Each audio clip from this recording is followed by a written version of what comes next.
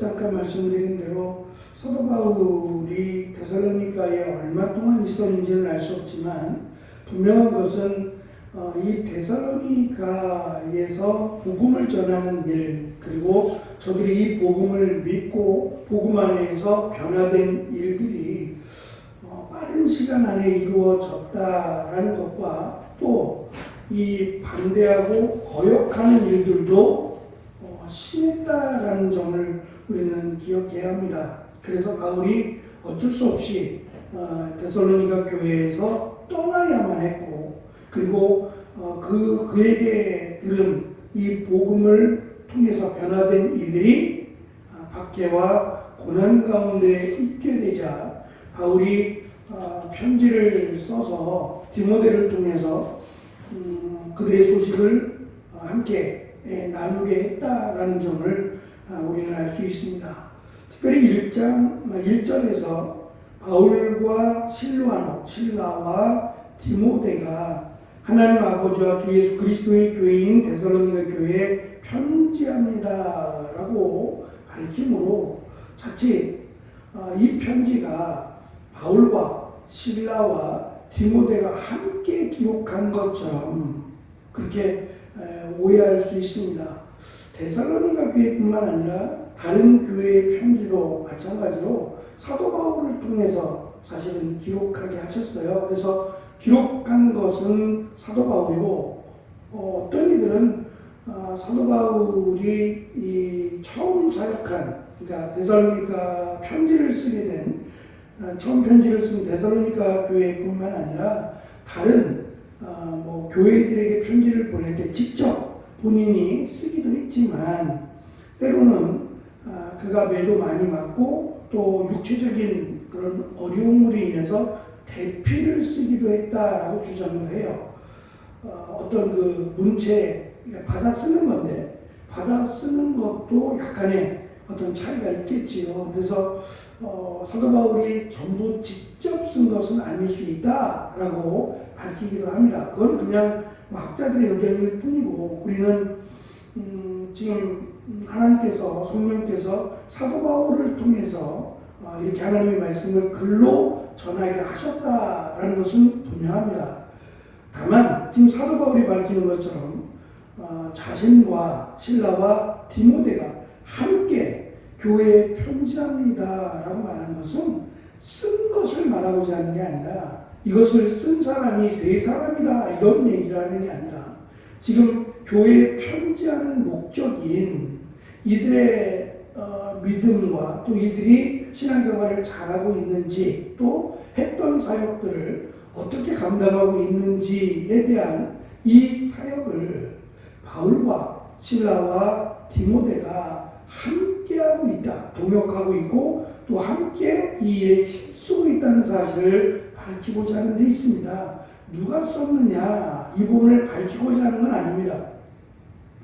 왜냐하면 사도 바울이 보낸 편지들이 모두 이렇게 나와 누구와 함께 편지를 씁니다라고 하지 않습니다.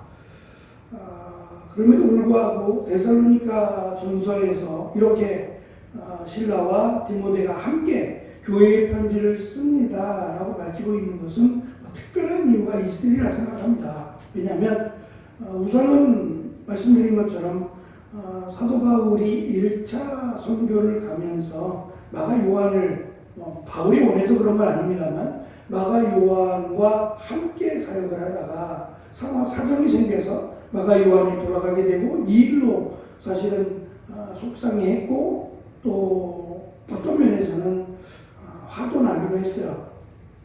그래서 2차 선교를 갈 때에 마가 요한을 데리고 가지 않겠다라고 선언하고 그래서 결국 신라를 데리고 가게 되는데 신라에 대해서 사도행전의 기록에 의하면 선지자다라고 소개를 해요.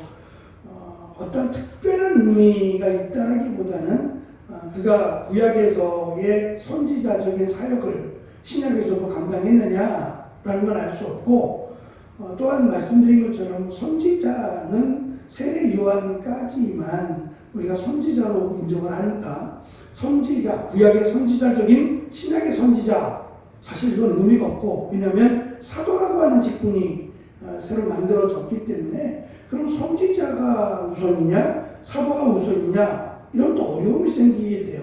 그래서 여기서 말하는 선지자는 하나님의 말씀을 지키는 자 또는 하나님의 말씀을 전하는 자 정도로 우리가 이해하면 좋을 것 같고, 어쨌든 우선적인 사역은 사도들을 통해서 이루어져 가고 있다라는 건 분명합니다. 그럼에도 이 신라를 선지자라고 평가한 것은 그가 거룩하고 또 하나님 보시기에 신실한 자라는 점을 우리는 알 수 있습니다. 이렇듯 신라와 함께 처음으로 사역하게 된 2차 선교의 첫 출발이 데살로니가가 되는데, 이 데살로니가에서 신라가 처음으로 함께 동역을 하게 되면서 이 부분에 대한 감사와 신라가 얼마나 함께 잘 도와줬는지는 알 수 없지만 그 부분에 대한 사도 바울의 배려도 포함되지 않았을까 생각합니다. 어쨌든 그냥 배려하기 위한 정도의 표현은 아니고 정말 함께 동역하고 함께 사역한 것에 대한 어떤 그 감사와 또 마음을 담았다고 생각해요. 그리고 지금 이 바울의 고백처럼 교회를 향한 열정과 또 이 사역들이 바울로 혼자 하는 것이 아니라 함께 하나님의 일을 감당하고 있는 이들에 대한 감사의 마음이 이 안에 담겨 있다는 것을 알 수 있고, 어쨌든 하나님의 교회이고 이 교회가 함께 교회를 세워가는 이들, 복음을 전하고 함께 동역하는 이들의 수고가 있었기에 가능하다라는 점도 우리는 알 수 있습니다. 또한 1절에서 이 데살로니가 교회에 대해서 어떻게 소개를 하냐면 하나님 아버지와 주 예수 그리스도의 교회라고 소개를 합니다. 이 교회는 바울의 교회도 아니고 신라나 디모데의 교회도 아니에요. 바울이 복음을 전한 모든 교회는 다 똑같죠. 어느 교회든, 우리 교회도 마찬가지고 어느 교회든 그 교회는 하나님 그리고 예수 그리스도 안에 있는 교회입니다. 다시 말하면 교회의 주인은 하나님이시고 예수 그리스도라고 하는 사실을 사도 바울은 알고 있었고, 또 그 사실을 기준으로 교회가 세워져 가고 있다라는 점이 참 특별하다라고 우리는 알 수 있습니다. 이는 교회가 단순한 사람들의 모임이 아니라 하나님과 특별한 관계 속에서 그리고 예수 그리스도를 믿는 사람들의 믿음의 거룩한 공동체라고 하는 사실을 기억해야만 돼요. 그러니까 교회 안에 예수 그리스도를 믿음으로 세워진 교회라고 하는 성도들이 중요한 거지, 그 모임 자체 또는 어떤 숫자가 중요한 것은 결코 아니다라는 점을 알 수 있어요. 그런 부분은 전혀 밝히고 있지 않아요. 심지어는 예루살렘 교회가 급격하게 숫자가 늘었어요. 근데 그것에 대해서 이 숫자가 는 것에 대해서 사실은 굉장히 부담스러워하고 또 이 일에 대해서 나름 열심히 수고하지만 또 한편으로는 하나님께서 이들을 흩으세요.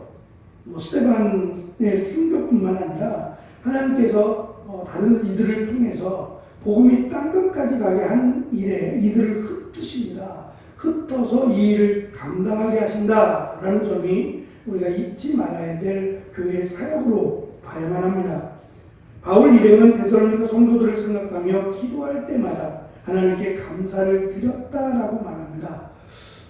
데살로니가 교회만 위해서 기도한 건 아닙니다. 이 앞에서 빌립보 교회의 사건이 있었으니까 기도할 때마다 빌립보 교회를 위해서도 기도했을 것이고 또한 데살로니가 교회를 위해서도 기도했을 거예요. 이 얘기는 그냥 한 시간 안에 이 자신이 사역했던 또 만났던 이런 사람들을 위해서 기도하는 것을 한 시간 안에 다 채웠다 그런 얘기를 하자는 게 아니에요.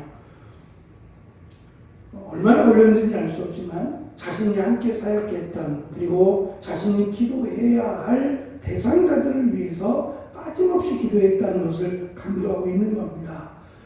이 일이 사실은 우리의 이 교회를 세우는 사역 가운데 중요한 사역이 돼요. 그래서 바울 또 신라 디모데를 언급한 것은 분명히 혼자 이 일을 감당하기보다는 함께 감당하는 것이 데살로니가 교회뿐만 아니라 다른 지역을 위한 또 세워지는 교회들을 위한 하나님의 일하심이라고도 볼 수 있습니다. 함께 더불어 함께하는 사역이 소중하다라는 것을 강조합니다. 끝으로 왜 이렇게 감사하느냐, 무엇 때문에 감사하느냐에 대한 내용이 3절에 등장하는데요.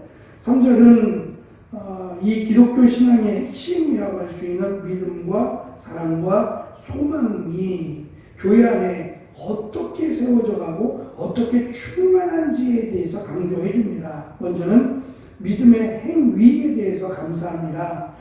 그들의 믿음이 살아있는 믿음이기 때문인데, 먼저는 그들이 복음을 받아들이고 그들이 바로 변화가 되는 모습이 우상 숭배에 관한 일입니다. 자신들이 수세기 동안 이어져 온 우상 숭배를 버리고 살아계신 하나님, 보이지 않는 그 하나님을 섬기는 삶을 선택합니다. 이것은 단순히 종교를 바꿨다라는 정도가 아니라 사회적, 경제적 불이익을 감수하는 용기 있는 믿음의 모습이었다는 점이에요. 이게 어떻게 가능하냐? 이것 또한 하나님의 은혜라고 말할 수 있어요. 흉내를 내는 게 아니라 이것은 정말 자신의 모든 것을 내려놓아야만 가능한 결단입니다. 그것을 믿음이라고 지금 설명하고 있습니다. 또한 이들이 복음의 능력을 체험한 후에 자신들만 구원받는 것에 만족하지 않고 그들이 마게도냐와 아가야 지역에 복음을 전하는 일에 적극적으로 참여하며 믿음의 열매를 맺고 있다는 점을 칭찬합니다. 시간이 필요하긴 합니다. 또 성숙함에 있어서 시간도 필요하지만 성숙해야만 일하는 건 아니에요. 그러니까 성령의 열매가 가득해야만 일하는 게 아니라 성경은 일하면서 성령의 열매가 채워지는 걸 이야기해요. 그러니까 성령의 열매가 채워져야 일하는 게 아니라 일을 하면서 그 성령의 열매가 채워지는 겁니다. 부족하지만, 연약하지만 그 일에 대해서 그 일을 내가 감당할 때 더 잘 감당할 수 있도록 그것에 대한 충만한 어떤 하나님의 은혜와 선물을 주시기에 성령의 열매가 맺혀진다라는 설명을 합니다.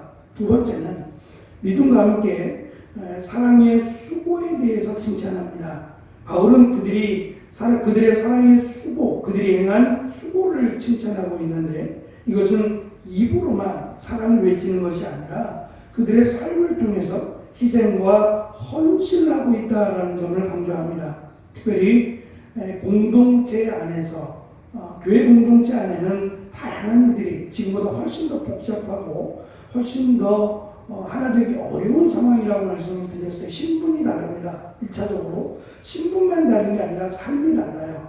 입는 옷에서 다르고 또는 직업이 다르고 이렇게 현저하게 다른 신분이 다른 또 유대인이냐 이방인이냐에 대한 민족도 다르고요. 이런 다양한 사람들을 살핀다는 것은 결코 쉬운 일이 아니에요. 그냥 그들의 어려움을 돕는다라는 정도로 끝날 문제가 아니죠. 그것이 좋을 수도 있지만 그들에게 불편이 될 수도 있어요. 그러니까 배려한다고 하는 것은 상당히 조심스럽고 또 정말 배려하는 마음이 있어야만 진정한 배려가 되니까 이 사랑의 수고와 헌신이라고 하는 것은 그냥 간단하게 설명할 일은 분명히 아닙니다. 물질적으로, 정신적으로 도움을 아끼지 않았고 사랑을 실천했다라는 점을 알 수 있고 자신들만이 아니라 이웃에게도 교회 공동체뿐만 아니라 믿지 않는 자신의 주변 이웃들에게도 사랑을 나누는데 힘썼다라는 걸 알 수 있어요. 이것이 복음을 받아들인 뒤에 그들에게 변화된 또 다른 모습이었다는 점입니다. 마지막 소망의 인내를 설명합니다. 마지막으로 바울은 주 예수 그리스도 안에서 굳건히 소망을 지켜가는 모습에 감사합니다. 이는 그들이 극심한 박해와 고난 속에서도 포기하지 않고 견뎌낼 수 있었던 힘의 근원이 되는데, 먼저는 재림에 대한 확신입니다. 예수님이 오신다라고 하는 이 재림에 대해서 그들이 믿었어요. 그들에게는 사실 로마뿐만 아니라 다양한 신화들이 있어요. 신들에 대한 이야기고 이것에 대한 관심도가 수가 상당히 높았어요. 그리고 그냥 듣고 흘려버리는 것이 아니라 자기들의 입맛에 맞는, 자기들이 좋아할 만한 신들을 선택했고 그 신들에 대한 이야기, 그 신들에 대한 모든 것들, 예를 들면 그 신이 좋아하는 옷, 그 신이 좋아하는 음식, 이런 것들을 닮아갔어요. 그래서 그 신을 믿는다라고 하는 것들이 삶으로 드러났단 말이죠. 옷을 입는 거나 말하는 거나 행동 속에서 내가 믿는 신에 대한 부분들이 현저하게 드러납니다. 그런데 예수 그리스도를 믿음으로 그 모든 것들을 다 버리고 이제는 예수 그리스도, 십자가에 달려 죽으시고 부활하시고 승천하신 그 예수 그리스도의 재림을 믿었다는 거예요. 다시 말하면 이 땅에 소망을 두지 않고 오실 예수 그리스도, 그리고 우리에게 구원을 허락하셔서 하나님의 나라로 인도하실 그 소망을 가지고 고난과 박해를 이겨나갔다라는 점입니다. 이는 데살로니가 교인들의 믿음이 그냥 단순한 지식적으로 또 하나의 지식이 더 생겼다는 정도가 아니라 그의 삶 자체가 정말 변했다는 거예요. 믿음의 삶으로 변했다라는 점을 기뻐하고 그 삶이 지속되기를 기도하고 있다는 걸 알 수 있어요. 문제는 여기서 끝이 아니라는 점이에요. 바울이 이것에 인해서 감사하고 기도하고 있다라고 하면 다 정리가 된 것 같잖아요. 근데 문제는 지금부터입니다. 지금부터 시작되는 데살로니가 교회 또는 데살로니가 성도들의 문제는 이 믿음이 말씀드린 것처럼 성숙해가는 과정 가운데 어려움이 있다는 점이에요. 모두가 다 하나의 믿음으로 온전하게 세워지는 것이 아니다라는 점이에요. 그들 가운데는 흔들리는 자들 또는 의심하는 자들이 생기기 시작했고, 또한 이 의심이 사도 바울이 정말 무엇 때문에 우리에게 이 복음을 전했느냐, 무엇 때문에 이 고생을 하느냐, 이유가 있지 않겠느냐라고 하는 부정적인 견해도 없지 않아 있었어요. 이것을 부추기는 자들도 있었고 거짓 선지자들, 거짓 가르치는 자들도 있었다는 점이에요. 그래서 이 부분에 대해서 어떻게 이들이 믿음이 세워지는가, 세워져야 하는가에 대한 내용을 데살로니가 전서에 담습니다. 그리고 후서에서는 이 재림에 관한 부분을 조금 더 구체적으로 담고 있는데, 어쨌든 교회가 세워져 가고 성도들이 세워져 가는 일은 우리가 그냥 교회만 나오면 될 문제가 아니다라고 하는 점을 우리가 깨닫고 성도들이 믿음 안에서 잘 자라는 데는 시간이 걸리고 또 이 일 가운데 사탄의 방해나 또 어려움들이 없지 않아 있다라는 점, 그래서 우리가 늘 그들을 위해서 기도해 주어야 된다라는 점도 우리에게 가르쳐 줍니다. 이렇게 해서 교회가 하나님의 교회로 또 성도들이 믿음 안에서 잘 세워지고 또 다른 이들에게도 이 복음을 전하는 아름다운 교회와 또 성도들이 되는 은혜가 있기를 축원합니다. 기도하겠습니다.